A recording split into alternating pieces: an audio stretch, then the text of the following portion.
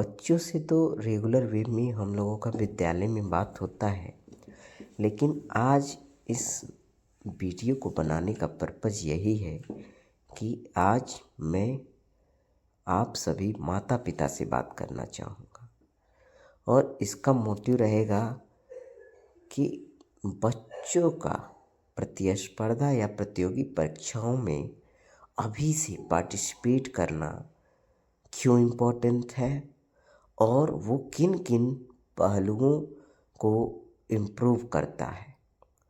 और आप सभी माता पिता के अंदर भी प्रतियोगी परीक्षाओं को लेके क्या क्या अभी भी शंकाएँ हैं और क्या उसके समाधान हो सकते हैं, उस पर भी चर्चा करेंगे। तो चलिए स्टार्ट करते हैं।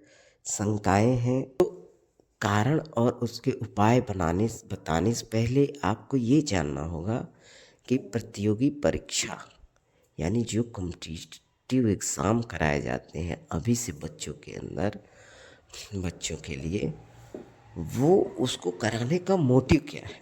और ऐसा नहीं है कि इसका सिंगल उद्देश्य होता है, उसमें कई सारे पहलू को ध्यान रख के एक प्रतियोगी परीक्षा का आयोजन किया जाता है और अपेक्षा की जाती है कि अभिभावक अपने बच्चों का बढ़ चढ़ के भागीदारी करेंगे।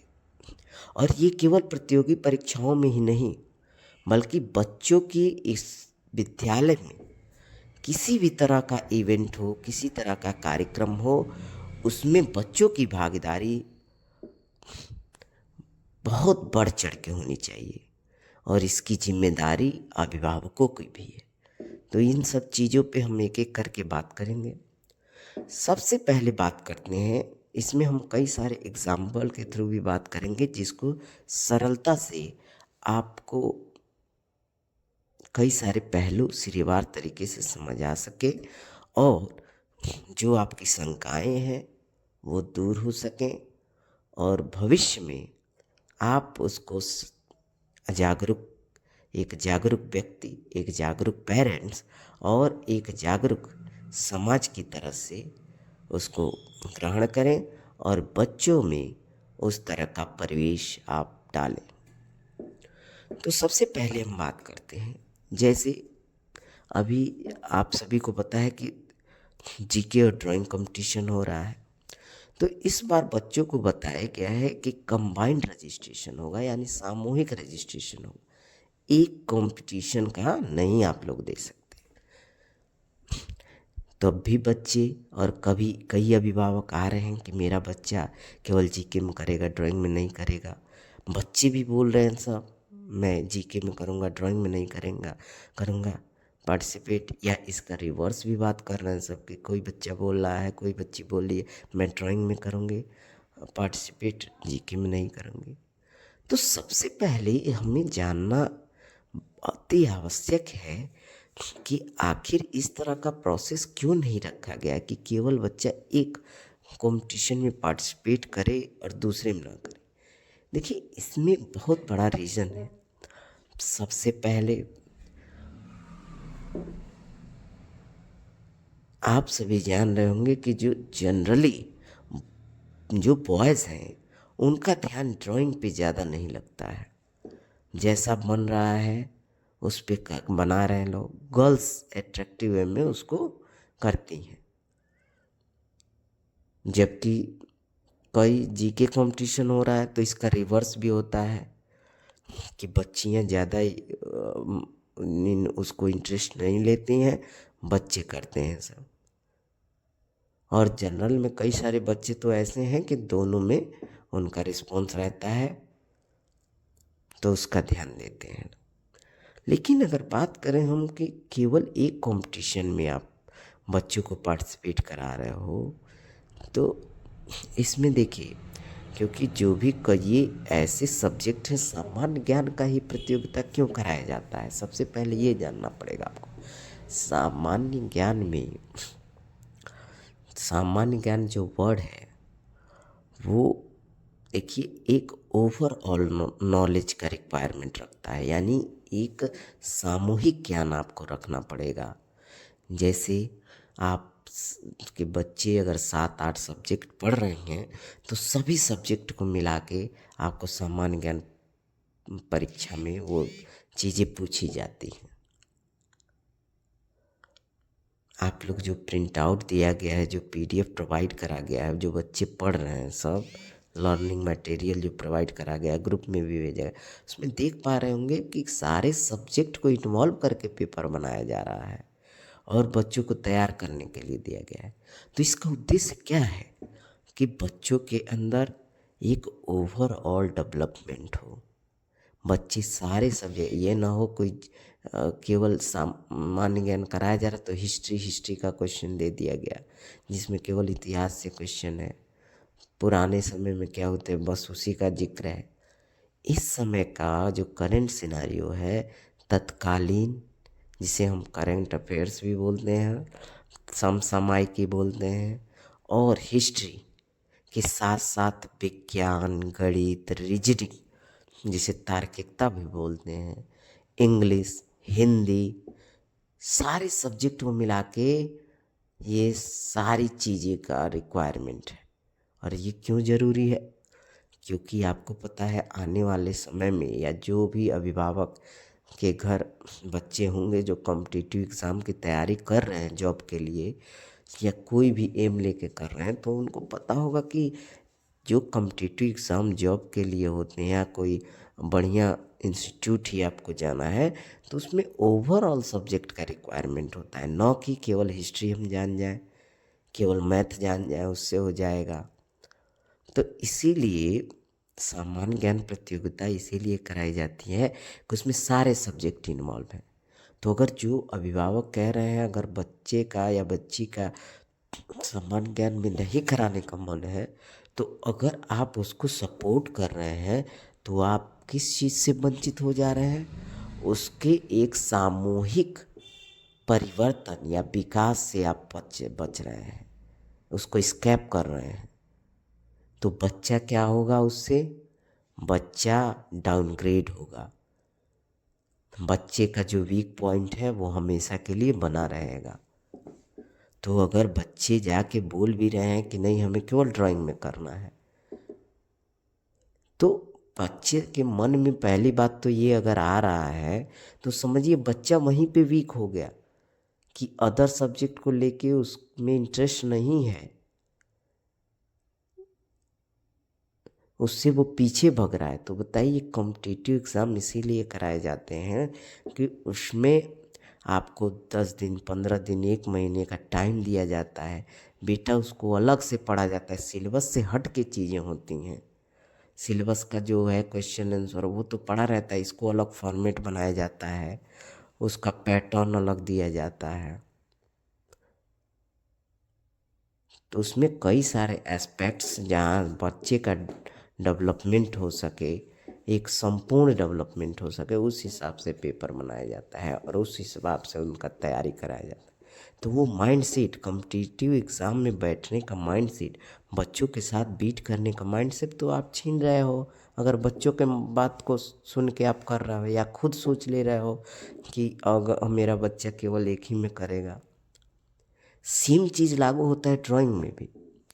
ड्राइंग में आपको दिख रहा है कि केवल सिंगल सब्जेक्ट है ड्राइंग, चित्रकला, तो मैक्सिमम बच्चे देखिए अगर 100 बच्चे हैं तो उसमें से 90+ बच्चे होंगे जिनका ड्राइंग वीक रहता है, स्टार्टिंग से उतना इंटरेस्ट नहीं लेते हैं।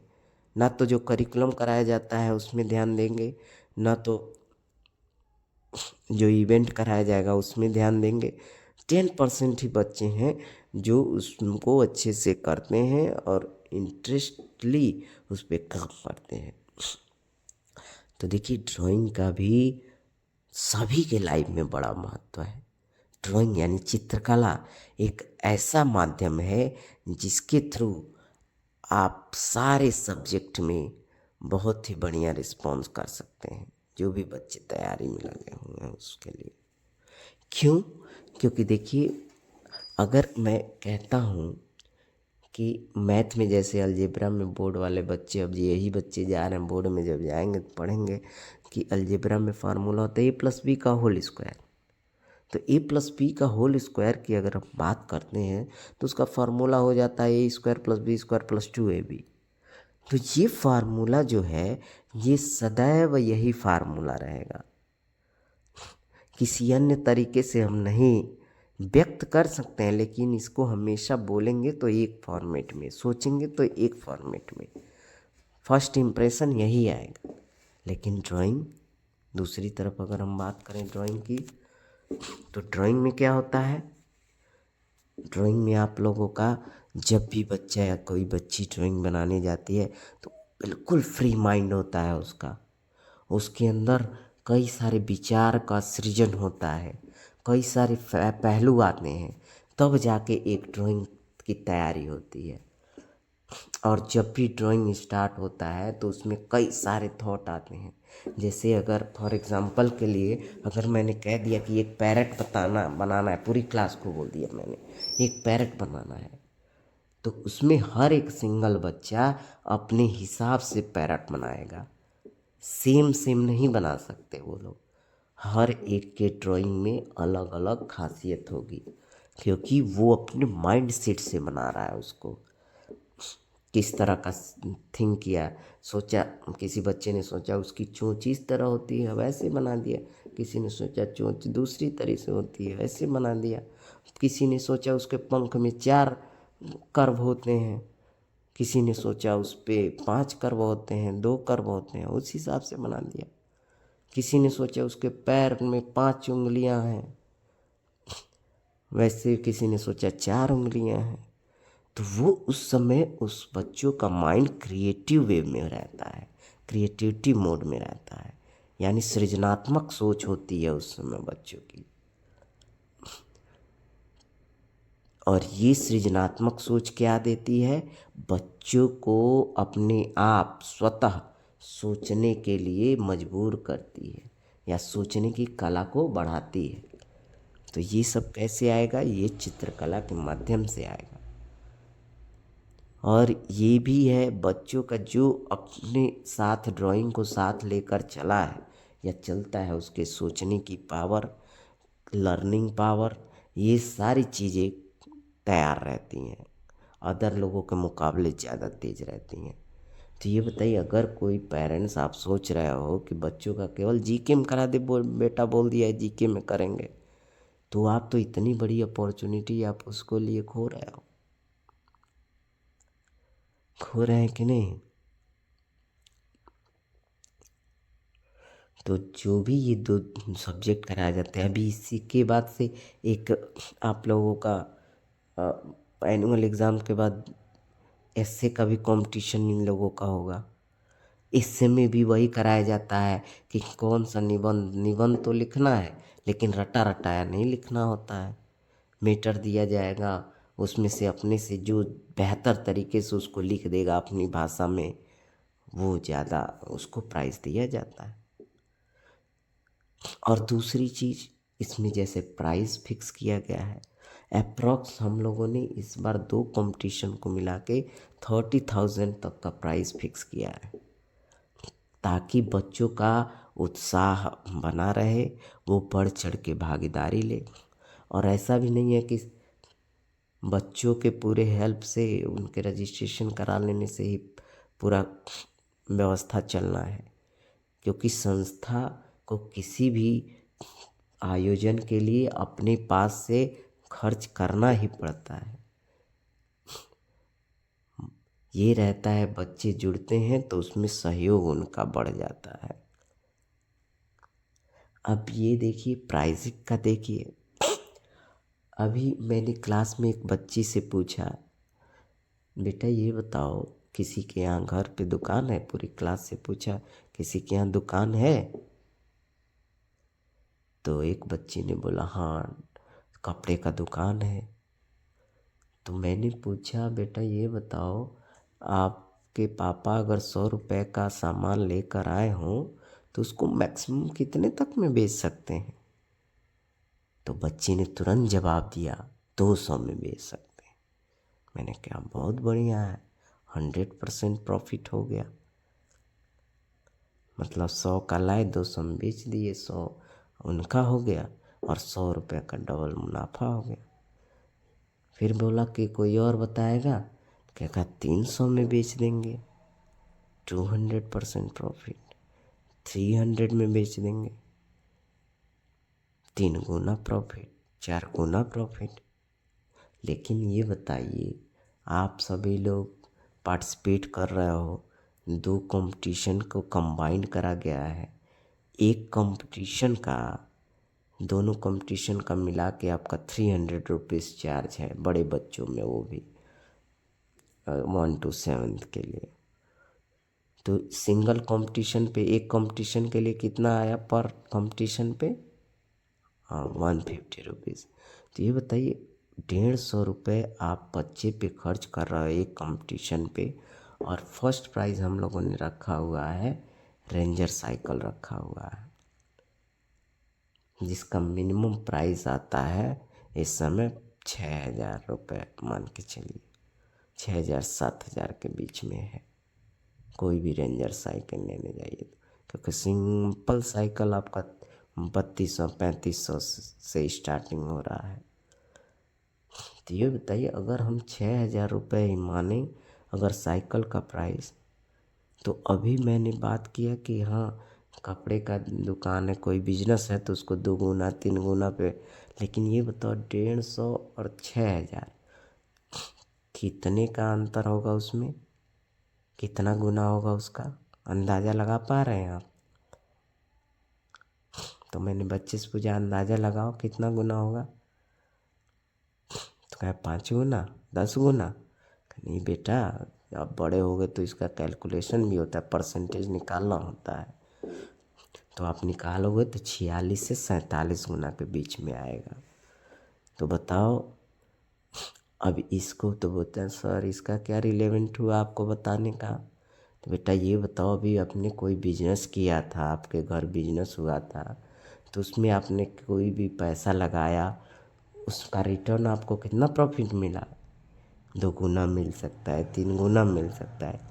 लेकिन अभी कंपटीशन में आपने पार्टिसिपेट किया, बस उसके बाद वर्क क्या है आपका? मेहनत करना, उसको अच्छे से लर्न करना। और आप लोगों के हेल्प के लिए तो इतना तक प्रोवाइड करा जाता है कि क्वेश्चन प्रोवाइड कर दिया जाता है, बस इसी में से याद करना है, यहीं से आना है। 300 क्वेश्चन दे दिया गया, 100 क्वेश्चन आना है उसमें से। ड्राइंग के लिए बता ही दिया गया है कि आप लोगों के टॉपिक से ही आएगा, जो अच्छे से बना लेगा क्रिएटिव तरीके से, उसको प्राइज़ दिया जाएगा। तो ये बताइए कि रजिस्ट्रेशन कराने के बाद आपका बच्चों का फिर कर्तव्य है उसको याद करना, और याद करा अच्छे से। जिस बच्चे ने मेहनत कर दिया, अच्छे से याद किया और फर्स्ट रैंक आया, तो 6,000 रुपये का साइकिल मिलेगा, रेंजर साइकिल मिलेगा। अब ये बताइए, वो कितने गुना हो रहा है? 46 गुना। किसी बिजनेस में कोई 46 गुना प्रॉफिट पे बेच सकते हो सामान? बहुत बड़ा से बड़ा बिजनेस आएगा, इतना रिटर्न प्रॉफिट नहीं दे सकता है। तो इसका बताने का मतलब क्या है, उद्देश्य क्या है? इसको बताने का उद्देश्य यही है कि शिक्षा, एजुकेशन एक ऐसा माध्यम है कि जिस इतना प्रॉफिट किसी अदर बिजनेस में नहीं मिलेगा, अदर प्रोफेशन में नहीं मिलेगा।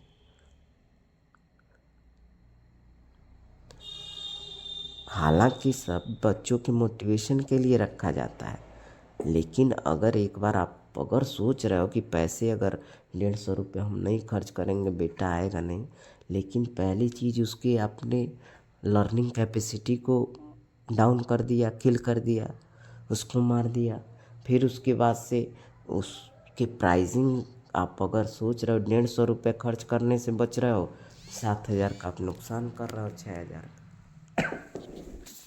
ये तो दूसरा पहलू हो गया। तीसरा इसमें एक इम्पोर्टेंट पहलू है कि जैसे अभी जो बच्चे पिछले साल दिए होंगे जीके कंपटीशन, तो उनको पता होगा कि हम लोग एग्ज़ाम जो कराते हैं वो OMR पैटर्न पे कराते हैं।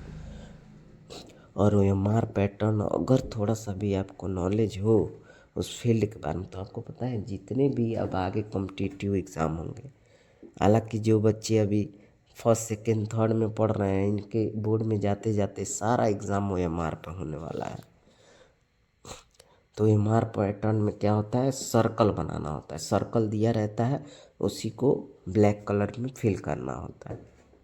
इसका साइड में आप पिक्चर देख पा रहे होंगे किस तरह का होता है। अगर फर्स्ट का दिया है ए, तो ए पे पेपर से तो पढ़ने का काम होगा, टिक कर सकते हैं, लेकिन आंसर सबमिट करेंगे यहाँ पे। और OMR का रूल क्या होता है, एक बार OMR फिल करने में गलत हो गया तो दोबारा OMR मिलता नहीं है कंपटीशन एग्ज़ाम में। आपका कैंडिडेचर कैंसिल हो जाएगा, फिर आप डिस्क्वालीफाई पहले ही हो जाओगे, चाहे आपने 99 सही भरा हो और एक डिटेल भरने में अगर आपको गलती हो गया, अगर अपना डिटेल भरने में, क्योंकि डिटेल भी भरा जाता है, नेम, फादर्स नेम, उसमें ब्लॉक दिया रहेगा, उसको सर्कल करना रहता है, तो अगर वो गलत हो गया तो पूरा पेपर आपका वेस्ट चला जाएगा, भले आपने पूरा क्वेश्चन सही कर दिया। तो वो इन लोगों का फियर, इन लोगों बच्चों का फियर अभी से जो 3 साल 4 साल 5 साल बाद आने वाला है, वो सारा फियर यहाँ पे डाउट इनका क्लियर हो जाता है। अभी से बच्चे क्लियर हो जाएंगे। एक सर हमें मिले थे, वो यूनिवर्सिटी का जब एग्ज़ाम देने गए तब उन्होंने पहली बार OMR पैटर्न को देखा, तो उनको कुछ समझ में नहीं आता था। फिर जो वहाँ पे निरीक्षण थे, उन्होंने बहुत डांट लगाए कि बेटा किस सदी में जी रहे हो आप, अभी तक तुम लोगों को OMR नहीं पता है, फील नहीं कर, इंफीरियॉरिटी होगी, अपने आप को छोटा समझेंगे लोग। तो वो सारे डाउट यहीं पे क्लियर कर दिया जा रहा है कि बच्चे उसको अच्छे से सीख सकें। तो ये सारे अवसर भी आप छीन रहे हो उन सब बच्चों से। इस सभी पे भी ध्यान नहीं दे रहे कि एग्ज़ाम पैटर्न किस तरह का है। कोई भी अगर डाउट रहता है तो विद्यालय पे संपर्क करके आप पूछ सकते हैं, उसका डिटेल लीजिए। लेकिन डायरेक्ट डिसीजन पे पहुंचने से पहले उसके बारे में जो भी स्कूल पे करिकुलम कराया जाता है, उसके बारे में आप उसको से अवगत होइए, डिटेल में अवगत होइए कि क्या उसके बेनिफिट हैं, क्या उसके लाभ हैं, क्यों कराया जा रहा है ये इवेंट। ये आप लोगों का हक है और यहाँ पे हम लोग उसके लिए तत्पर हैं, रिस्पॉन्स के लिए। इसीलिए बार बार PTM में बुलाया जाता है। लेकिन अभिभावक, अभी भी कई सारे अभिभावक हैं जो नहीं पहुँच पाते, अपने काम में व्यस्त रहते हैं। लेकिन जिस काम आप जो भी वर्क कर रहे हो, अपने बच्चों के लिए ही कर रहे हो, अपने लिए तो कोई कर भी नहीं पाता है। लेकिन जब बच्चों के लिए कर रहा हो तो बच्चों के लिए आपको समय देना है। जहाँ बच्चे डेली 5 घंटे 6 घंटे रहते हैं, 365 दिन रेगुलर आ रहे हैं, सब जब भी चल रहा है विद्यालय, तो क्या उनके साथ हो रहा है, किस तरह मेंटल कंडीशन है, किस तरह का ट्रीटमेंट है उनका, किस तरह को दूसरे को ट्रीट करते हैं, ये सारी जिम्मेदारियां आप लोगों को लेनी पड़ेगी। तब जाके आपके बच्चों में उस तरह का इम्प्रूवमेंट दिखेगा जिसकी आप हमेशा कंप्लेन करते हैं या इच्छा रखते हैं। और यही बड़े बड़े शहरों में ये सारी जो बातें बताई जा रही हैं, क्योंकि हम लोग भी उस ज़मीन स्तर से ही हैं। हर चीज़ को फेस किया गया है, क्या क्या एक स्टूडेंट लाइफ में प्रॉब्लम होती हैं और कोई गाइड करने वाला नहीं होता है। तो इसीलिए ये सारे अनुभव के बेसिस पे आपसे कही जा रही हैं कि अपने बच्चों के लिए टाइम दीजिए।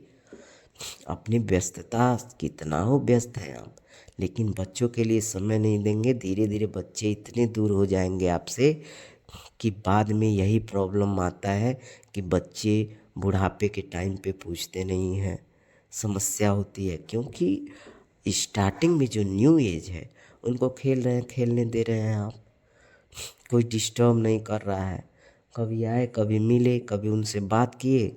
ये सब तो रूरल बेल्ट में, गांव एरिया में है ही नहीं। शहरों में ऐसा नहीं है। शहरों में अभी बहुत एक्टिव है। डेली बच्चों से क्या वर्क मिला है, क्या नहीं मिला है, क्लास में क्या हुआ है, क्लास में कैसे चल रही है उनकी, हर चीज़ का गार्जियन एक्टिवली उसको ध्यान रखते हैं। स्कूल में क्या इन्फॉर्मेशन दी जाती है बच्चों के बेनिफिट के लिए। अभिभावक मीटिंग जब भी बुलाई जाती है, पेरेंट टीचर में मीटिंग क्यों बुलाई जाती है, पेरेंट टीचर मीटिंग? यहाँ तो इधर इस एरिया में तो मैक्सिमम लगता है कि पेरेंट टीचर मीटिंग बुलाया गया फीस मांगने के लिए बुलाया जाता है। तो गार्जियन कतराते हैं, उससे झिझकते हैं।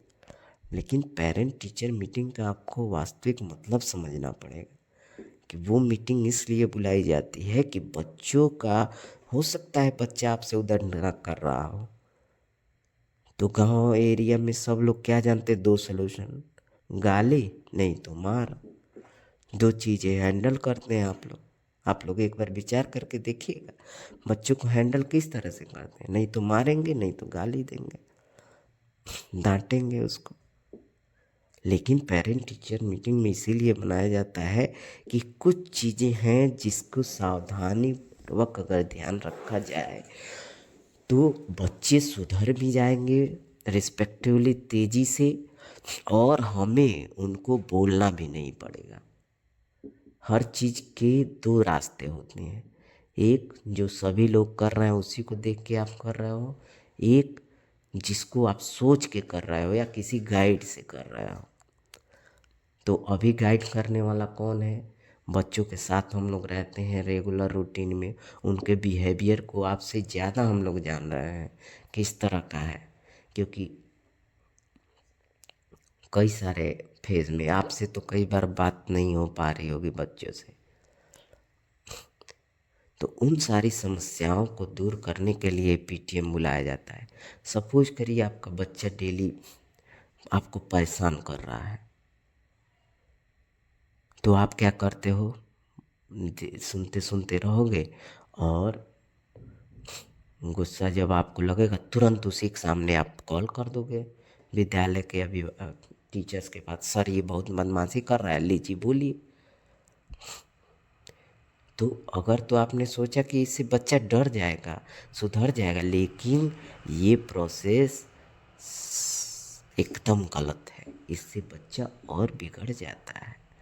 देखिए, कभी भी बच्चे के बारे में आपको अगर कुछ कहना है तो बच्चों से दूरी बना के, पता ना चले कि मम्मी पापा टीचर से बात की है या मेरी शिकायत की है, नहीं तो वो आपके लिए खुद नुकसानदायक होगा। क्योंकि बच्चे के अंदर जाएगा, अरे पापा तो कुछ भी बात होता है तो शिकायत कर देते हैं, मम्मी तो कह देती हैं, हम तो अपना करेंगे, और बच्चे के माइंड में नेगेटिविटी भरती जाती है, तो वो सुधरने के अलावा बिगड़ता जाता है।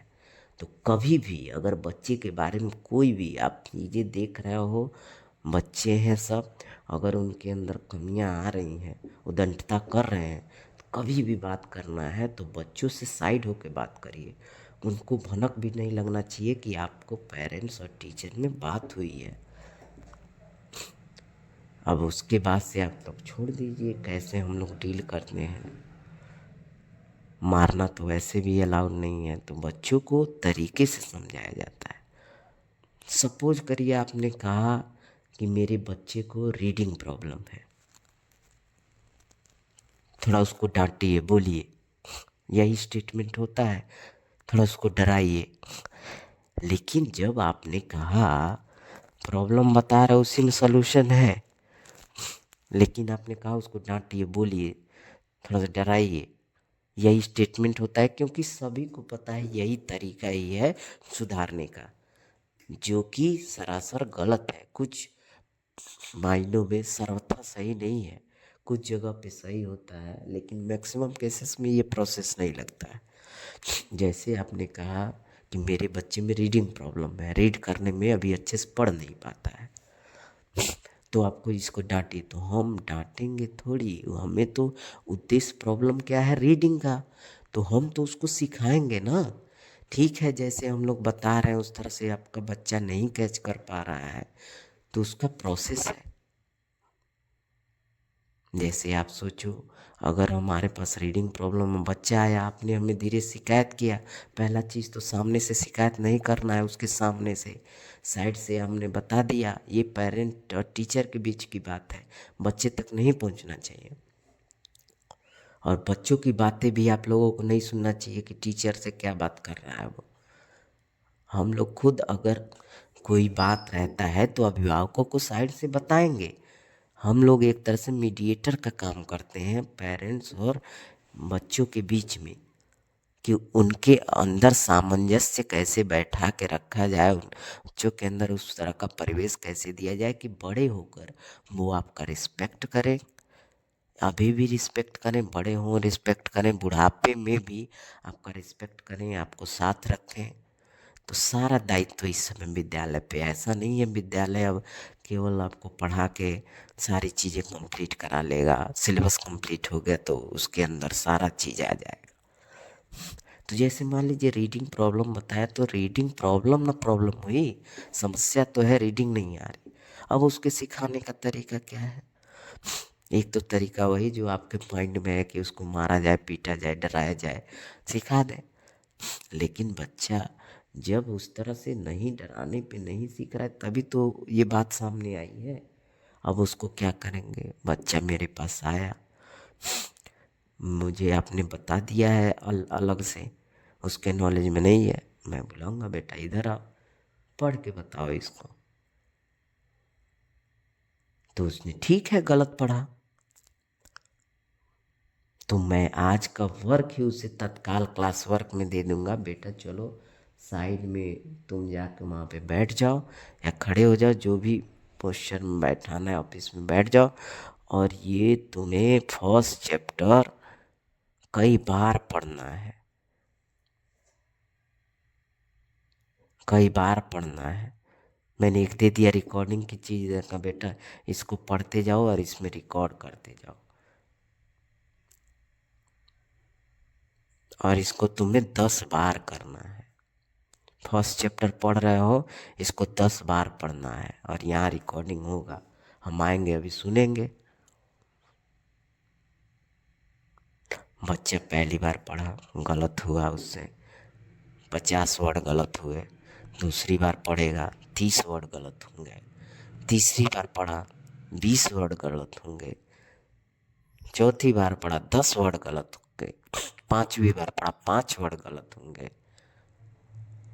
छठी बार पढ़ेगा, सातवीं बार पढ़ेगा, आठवीं बार पढ़ेगा, ऐसे 10 बार जाते जाते एक या एक भी नई गलतियां होंगी।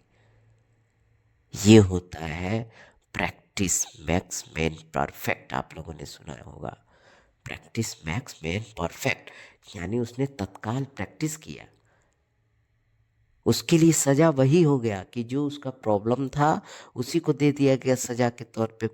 बेटा आज तुमको पढ़ के दिखाना है, अगर बोलने में समस्या है तो बोल के दिखाना है, आज सुबह शाम तक यही करना है। अगर ज़्यादा बच्चा शोर कर रहा है, बोल रहा है, तो बेटा आज तुम्हें दिन भर साइलेंट रहना है, आवाज़ नहीं आना चाहिए, मौन रहोगे। इस समय तो ऑडियो वीडियो है, किसी तरह से लगा दीजिए मॉनिटर करने का, वो हम लोगों का तरीका है। वीडियो लगा दिए, देखता रहेगा वो, हमें बैठना नहीं पड़ेगा, देख रहा है। उतना ही से बच्चे के अंदर दूसरा प्रोसेस डेवलप हो जाएगा कि उसके अंदर कैसे सुधार होना है। तो इसलिए पीटीएम भी बुलाया जाता है, लेकिन मैक्सिमम गार्जियन अभी भी एक्टिव नहीं रहते। तो इससे नुकसान किसका हो रहा है? आपके बच्चे का हो रहा है।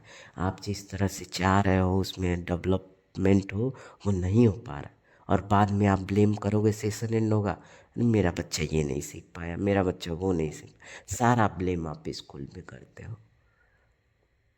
स्कूल पे करिए आप ब्लेम, आप कंप्लेन करिए, कंप्लेन करना आपका दायित्व है, लेकिन स्कूल द्वारा बताए गए नियमों को, शर्तों को आप निष्ठापूर्वक उसका पालन करिए। जो प्रोसेस बताया जाता है उसका पालन करिए। हर एक शेड्यूल फिक्स है, उस शेड्यूल पे आप अपना वर्क कर लीजिए। जैसे अभी ये कंपटीशन का ही एग्जांपल ले लीजिए, 1 फरवरी से 15 फरवरी तक रजिस्ट्रेशन का टाइम दिया गया था, 15 दिन का रजिस्ट्रेशन टाइम। यही शहरों में हो तो फर्स्ट डे ही 50% करा लेंगे सब, अगले दिन जाते 3-4 दिन के अंदर पूरा कंप्लीट। तो निर्धारित तिथि पे जो है वहाँ पे एग्ज़ाम होना है अभी। लेकिन आप लोग देख लो कितने लोग रजिस्ट्रेशन कराए हो। अभी भी आप सोच रहे हो अरे हाँ अभी टाइम है करा लेंगे, 22-23 को है। देखिए समय जो निर्धारित किया जाता है, जो वर्क दिया जाता है, उसको आपको निष्ठापूर्वक दिए गए समय में कंप्लीट करना है। जब आप कंप्लीट करोगे तो आपके बच्चे के अंदर आएगा कि निर्धारित समय में अपने सब्जेक्ट को तैयार करना, उसको याद करना, जो वर्क दिया जा रहा है, जो स्टेटमेंट यहाँ बोला जा रहा है, वो एक बार सुनेगा। उसकी शुरुआत भी आप ही से होती है कि आप विद्यालय की बात कितने जागरूक होके, एक जागरूक नागरिक होके आप सुन रहे हो, कितने शिद्दत से उसका पालन कर रहे हो। वैसे ही आपका, क्योंकि इम्पैक्ट आप ही का जाएगा, क्योंकि हम लोग 5 से 6 घंटे ही बच्चों को रखते हैं, बाकी समय आपके आसपास रहेगा, आपका देखेगा कि हाँ मेरे पापा किस तरह के रिस्पॉन्सिबिलिटी ले रहे हैं। विद्यालय से मैसेज आएगा तो उनका रिएक्शन क्या है, सेम चीज़ सीखेगा वो। क्योंकि देख के सीखना होता है, वो सबसे ज़्यादा इम्पैक्ट करता है माइंड पे, और वही माइंड पे छपा रहता है। जो विजुअल लर्निंग होती है वो लेक्चर लर्निंग से बहुत आगे है। कोई लेक्चर देगा, जैसे मैं बोल ही रहा हूँ, तो कई लोग सुनेंगे, कई लोग उसका नहीं अर्थ लेंगे, लेकिन इसी का पिक्चर दिखाया जाता वीडियो बना के कि हाँ बच्चा ये है, परेशान हो रहा है। जैसे आप लोगों को सोशल मीडिया वाला दिखाया गया, अनपढ़ नेता वाला दिखाया गया था अभी 26 जनवरी को, उस तरह के विजुअल से ज़्यादा समझ में आते हैं। लेकिन आप अगर एक्टिव गार्जियन हैं, बच्चों की भविष्य को लेके सजग हैं, तो आपको चाहे वीडियो दिखाया जाए या जो बोला जाए, एक बार जो बोला जा रहा है उसको अपना जिम्मेदारी समझकर निभाइए। जो टाइम फ्रेम जिस चीज़ के लिए, जिस वर्क के लिए दिया गया है, उसके अंदर अपना काम कराइए। देखिए आपका बच्चा कैसे इम्प्रूव होता है। कोई भी कंप्लेन नहीं पाएंगे उसके अंदर, क्योंकि उसकी शुरुआत आप लोगों से हो रही है। भाई वो जैसा देखेगा वैसा करेगा। तो ये सारे पहलू हैं। आज तारीख देख लीजिए, 16 तारीख हो गया, 15 तारीख तक, 15 फरवरी तक डेट दिया गया था।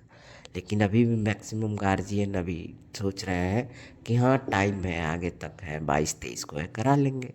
लेकिन आप सही समय पे नहीं कराओगे, बच्चे तो जाके बोल रहे हैं सब। लेकिन अब वो एक बार बोलेंगे, 2 बार बोलेंगे, जब आप नहीं सुनोगे तो बोलना बंद कर देंगे सब।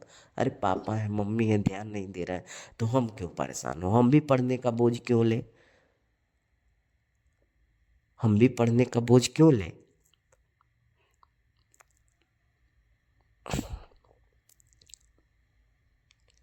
तो इसीलिए वो भी डाउनग्रेड कर जाते हैं सब। तो बहुत ही बड़ा इम्पोर्टेंट है इन सारी चीज़ों का, जो भी करिकुलम कराया जा रहा है, जो एक्टिविटीज़ कराई जाए, जो इवेंट कराया जाए, उसमें आपका और आपके बच्चे का पार्टिसिपेशन बहुत ही कंपलसरी है। जब आप पार्टिसिपेट करोगे, स्कूल द्वारा बताए गए नियमों का निष्ठापूर्वक पालन करोगे, तो आपके बच्चे के अंदर वही चीज़ आएगा।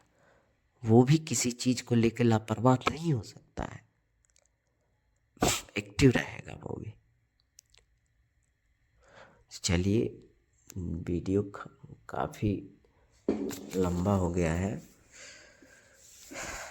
तो धन्यवाद। आप लोग बच्चों का ख्याल रखिए, और जो विद्यालय द्वारा बताई गई चीज़ें हैं उसका अगर आप लोग पालन करते हैं तो आपके बच्चों के अंदर कोई भी नेगेटिव पॉइंट नहीं आएगा, बच्चे भी रेडी रहेंगे सब। क्योंकि बच्चे जो होते हैं कच्चे मिट्टी के समान होते हैं। जिस तरह से आप ढालोगे उसी तरह से ढलेंगे, जिस तरह से आप दिखोगे उसी तरह से वो दिखेंगे। तो that's all from my and. Thank you everyone.